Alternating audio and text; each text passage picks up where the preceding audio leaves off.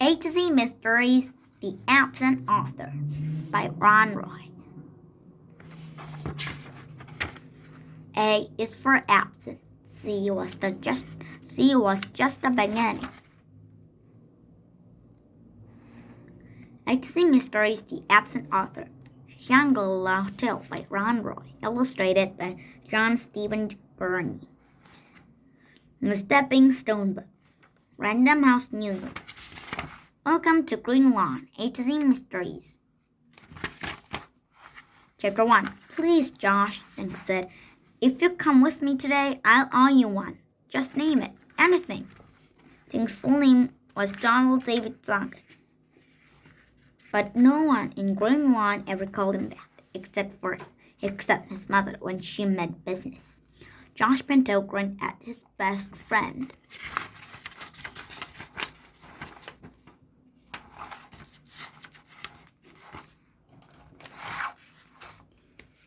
Anything? Sorry.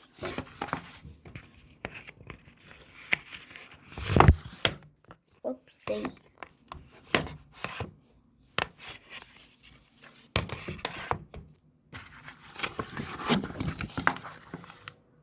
Anything? He raised his mischievous green eyes toward the ceiling of Thing's bedroom. Let's see. What do you have that I want? He scratched his head. I know.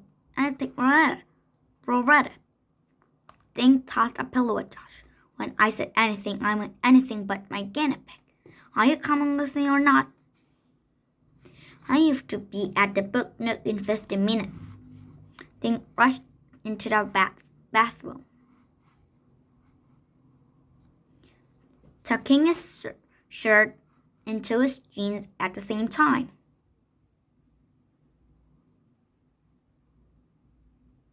Josh followed. Standing in front of the mirror, Thing yanked a brush through his thick blonde hair. Well, are you coming with me? What's so important about this writer guy? Josh asked, sitting on the edge of the bathtub. Thing turned around and pointed his hairbrush. Wallace isn't just some writer guy, Josh. He's the most famous mystery writer in the world. All the kids read his books except for you. If he's so famous, why is coming to Dinky Little Green Lawn?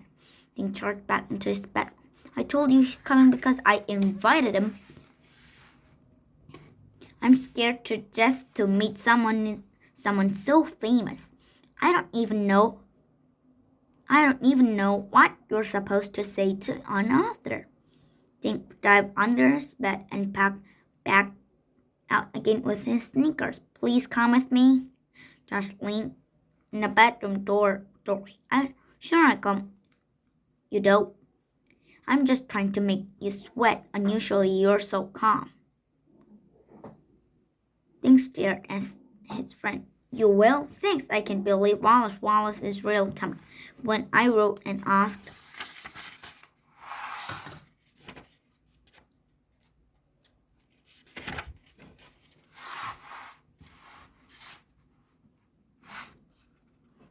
him, I never thought he'd say yes. Thing yanked his backpack out of his closet. Pack my boots, okay? I'm getting Wallace to sign them all. Josh began pulling Wallace books from Thing's bookshelf. Geez, how many do you have? Everyone he's writing. Thing sat on the floor to tie his sneakers. 23 so far. You should read some of them, Josh. Josh picked at the Poison Pond and read about the back cover. Hey, cool! It says here that Wallace lives in a castle in Maine. Wouldn't that be neat? Thing grinned. When I'm a famous writer, you can live in my castle, Josh. No way. When I'm a famous artist, you can live in my castle, down in the basement. Josh picked up the riddle in the river. What's this guy look like? He asked. And how come his picture isn't on any of these books. I wonder about that too, Dink said. I sent him one of my school pictures and I asked for one of him, but when I got his letter, there was no picture. He finished tying his laces. Maybe Wallace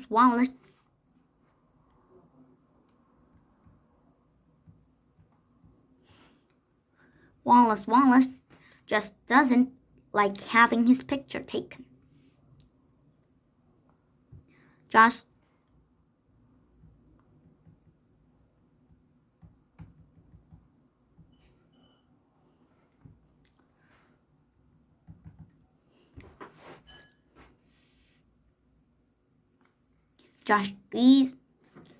Josh squeezed up 23 books into Dink's pack. He grinned at Dink, or maybe he's just too ugly. Dink laughed. Gee, Josh, you're ugly and you love having a picture taken. Ha ha. Josh picked up his drawing pad. But just because you're my best friend, I'll draw his picture at the bookstore. Dink looked at his watch. Yikes, he said. You have to pick up Ruth Rose.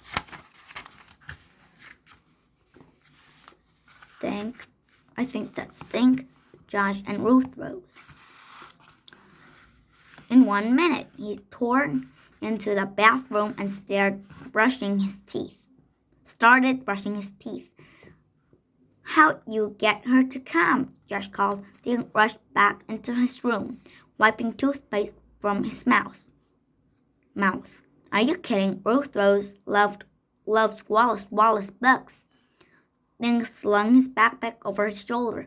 He and Josh hurried next door to 24 Wood Street. Tiger, Ruth Rose's orange cat, was sitting in the sun on the steps.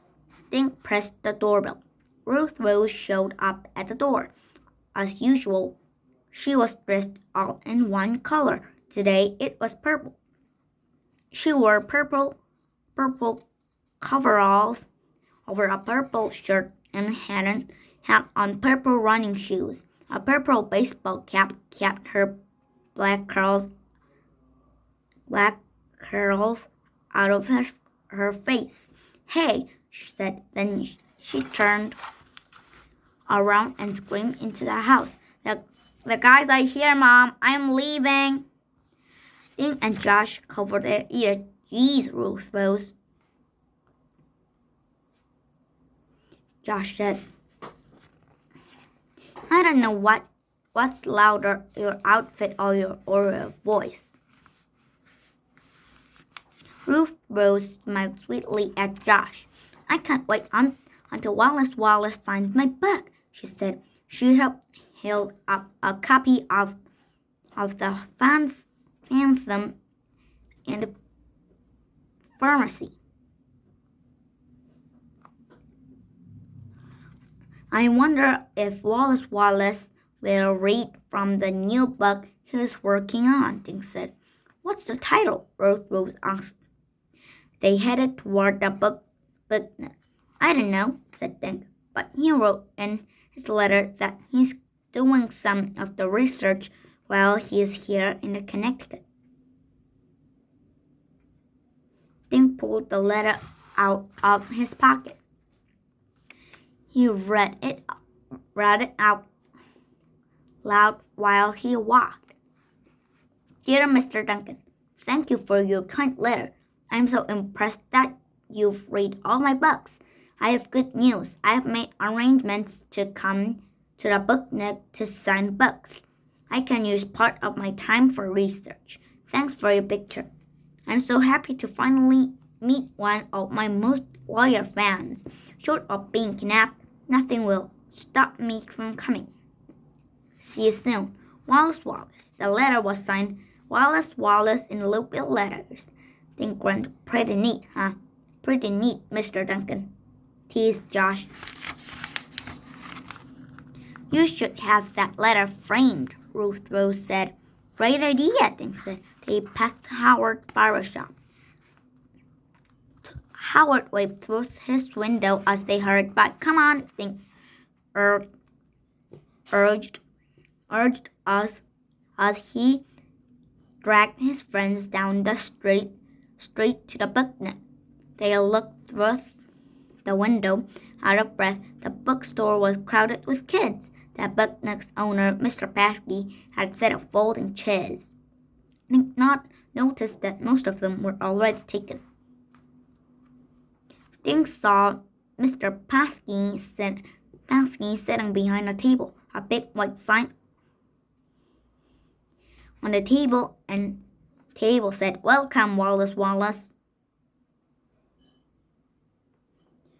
But the chair behind the sign was empty. Dink gulped and stared at the empty seat. "Where is Wallace Wallace?" Chapter 2.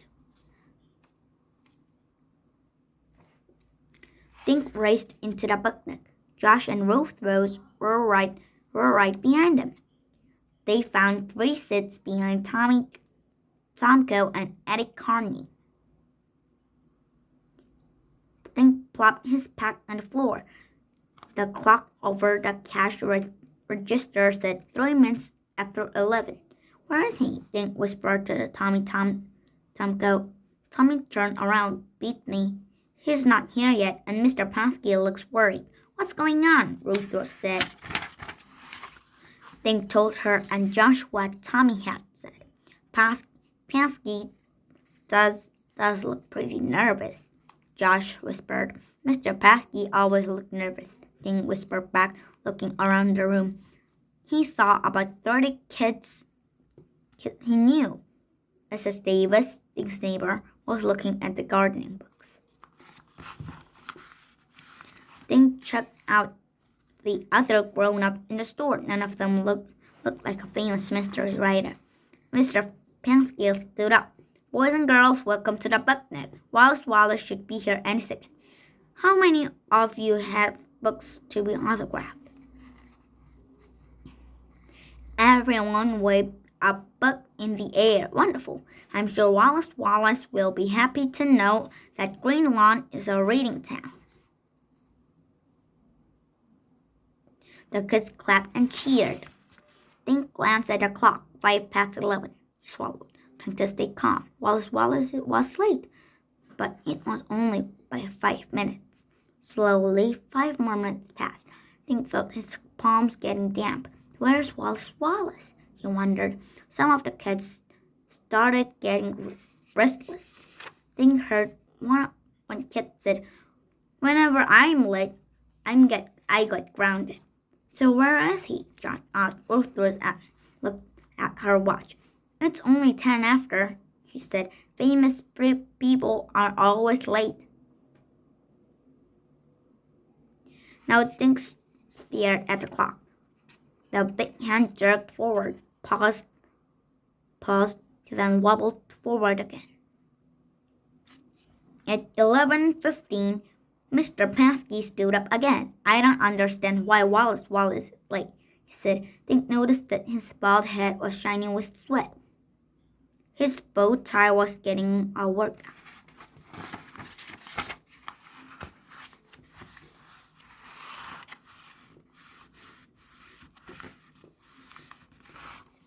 Mr. Paskey smiled bravely, but his eyes were blinking like crazy through his thick glasses. "Shall we give him a few more minutes?" The crowd grumbled, but nobody wanted to go anywhere. Ruth started to read her book. Josh opened his sketch pad and began drawing Mr. Paskey. Dink turned and stared at the door. He mentally ordered Mr. Wallace to walk through it. "You have to come," thought Dink. Ever since he had received Wallace's letter, he'd thought about only one thing, meeting him today. Suddenly, Dink felt his heart skip a beat. The letter, short of being kidnapped. The letter said, "Nothing will stop me from coming." Kidnapped. Dink shook himself. Of course Wallace hadn't been kidnapped. Mr. Paskey stood again, but this time he wasn't smiling. "I'm sorry, kids," he said, but Wallace doesn't seem to be coming after all. The kids groaned. They got up, scraping chairs and bumping knees. Mr. Basket apologized to them as they crowded past, heading for the door. I've read every single one of his books, Tinker. I'm a flower, told another girl. Now I'm probably never make anyone famous. I can't believe we gave up a soccer game for this, Tomko muttered to Eddie Carney on their way out. Ruth Rose and Josh went next, but Dink remained in his seat. He was too stunned to move. He felt the letter through his jeans, short of being kidnapped. Finally, Dink got up and walked out. Josh and Ruth Rose were waiting for him. What's the matter? Ruth Rose said. You look sick. I am sick, Dink mumbled. I invited him here. It's all my fault. What's all your fault, Josh? This, he said, thrusting the letter into Josh's hands, whilst Wallace had been kidnapped. Chapter 3. Kidnapped, Ruth was shrieked. Her blue eyes were huge. Josh and Dink covered their ears. Shh, said Josh. He handed the letter back to Dink and gave a quick gesture with his head. Some strange woman is watching us.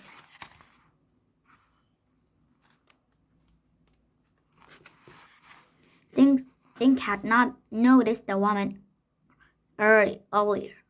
She'd been sitting in the back of the bugnet. She's coming over here, Ruth said. The woman had brown hair up in a neat bun. Half glasses perched on her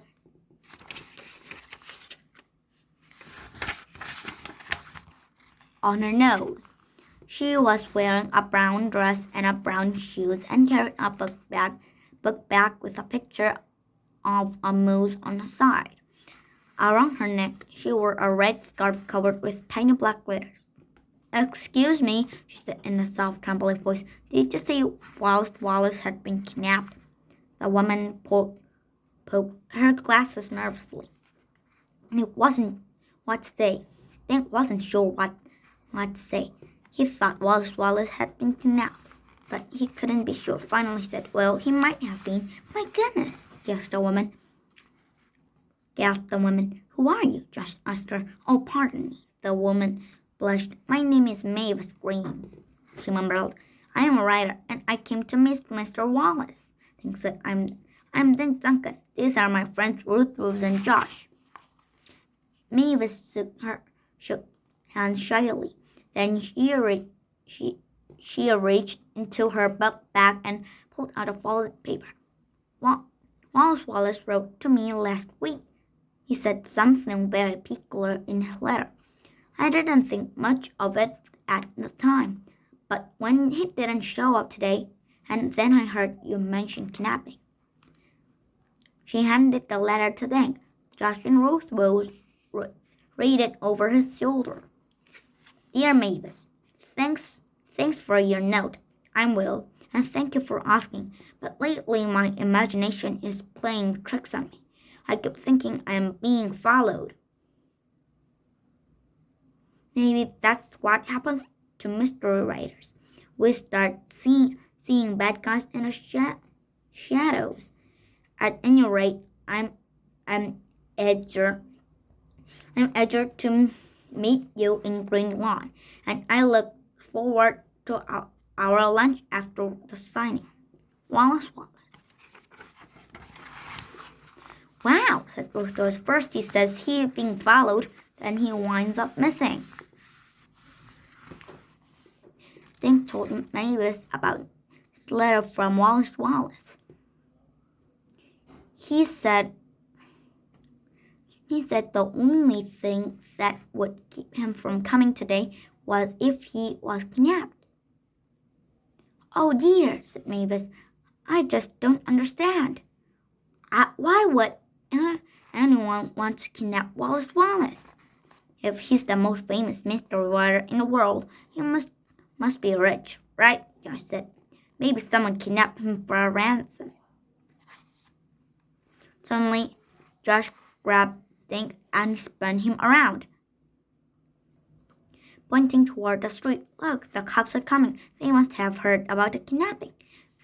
A police officer walking toward them. Josh, that's just Officer Fallon, Jimmy Fallon's grandfather, said Dink. Jimmy came to get a book signed. I saw him inside the booklet. Maybe we should show Officer Fallon these letters, Ruther suggested. They could be clues if Wallace Wallace has really been kidnapped. Who's been kidnapped? Asked Officer Fallon, who was now standing near them. Not my grandson, I hope, he added, grinning. Then showed Officer Fallon the two letters. We think Wallace Wallace might have been kidnapped, he said. He promised he'd come to sign books, but he isn't here. Officer Fallon read Mavis' letter first, then Dink's. He scratched his chin, then handed the letters back. The letters do sound a bit suspicious, he said, but it's more likely that Mr. Wallace just missed his flight. Jimmy Fallon ran out the book, waving a Wallace Wallace book at his grandfather. Grandpa, he never came. Can we go for ice cream anyway? Officer Fallon put a big hand on Jimmy's head. In a minute, son. To Dink, he said, I wouldn't worry. Mr. Wallace will turn up. Call me tomorrow if there's no news, okay?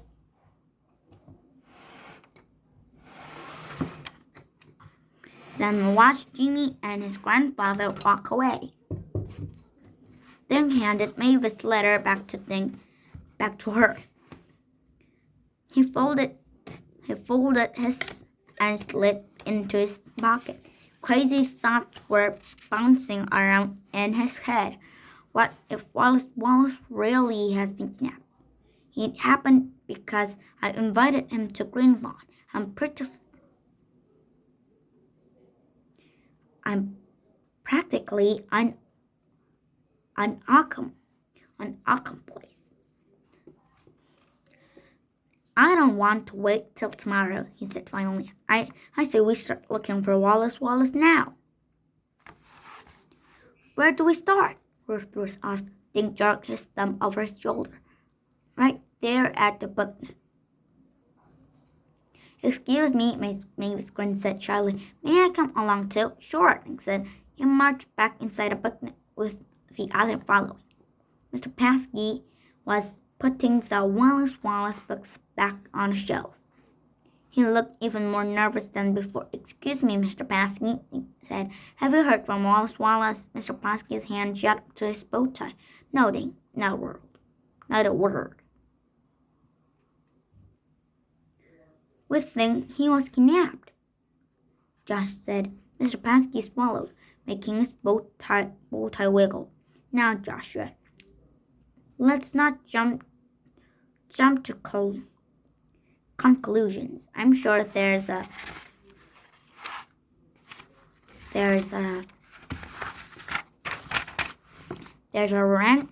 rational explanation for this absence. Dink told Mr. Paskey about the two letters. I'm really worried, Mr. Paskey. Where could he be? Mr. Paskey took out my handkerchief and wiped his face. I have no idea. He removed a paper from his desk and handed it to Dink. All I have in this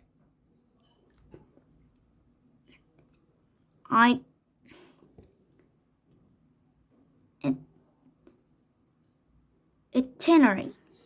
The others looked over Dink's shoulder as he read it. Initially for Wallace Wallace arrived at Bradley Airport at 7 p.m. Friday, July 15. New England Airlines Flight 3132. Meet driver from Lawrence Taxi Service. Drive to Shangri-La Hotel. Signed books at Booknook at 11 a.m. Saturday, July 16th.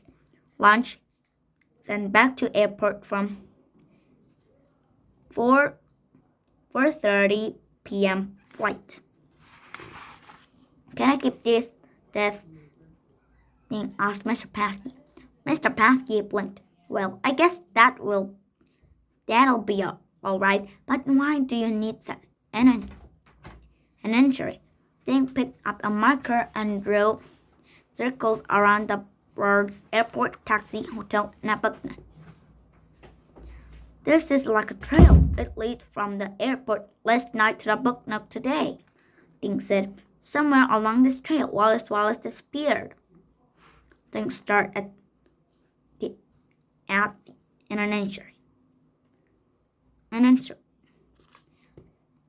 itinerary. And we're going to find him. Chapter 4. Next. A to Z Mysteries, The Absent Author. Chapter 1 to Chapter 3.